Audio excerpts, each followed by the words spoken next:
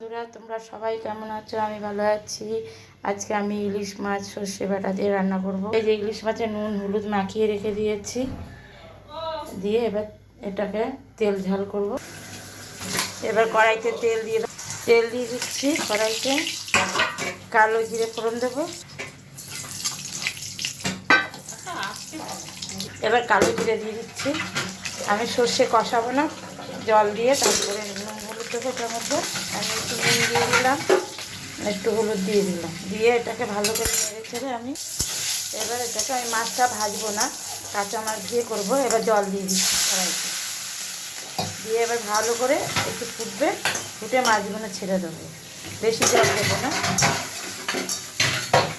আমি সর্ষে বাটা নিয়ে নিয়েছি, সর্ষে আর একটু পোস্ত দিয়েছি এটার মধ্যে।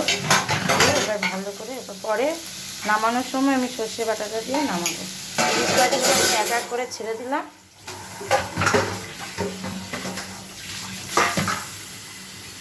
পরে আমি ওটাকে সর্ষে বাটা দিয়ে নামিয়ে দেবো। সর্ষে বাটা হয়ে গেছে। আপনারা কে কোথা থেকে দেখছেন লাইক করবেন, শেয়ার করবেন, কমেন্ট করে জানাবেন, সাবস্ক্রাইব করবেন। আমি এভাবে করছি, দেখুন ভালো লাগে, একবার ট্রাই করে দেখবেন, তিতো লাগবে না এভাবে করলে।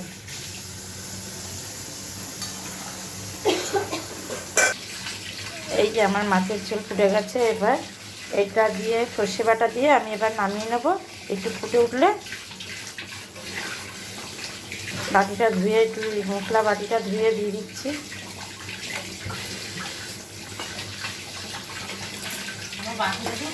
হ্যাঁ,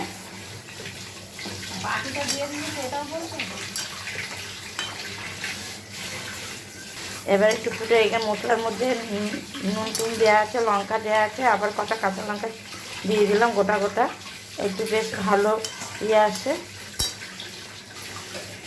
ফ্লেভারটা ভালো, গন্ধ লাগে, খেতে ভালো লাগে। এবার একটু ফুটে উঠলে নামিয়ে দেবো। আর ইলিশ মাছ রেডি। আমি একটু কাঁচা সর্ষের তেল দিয়ে এবার নামিয়ে নেব। আর একটু দেবো, এটা উপর দিয়ে থাকবে।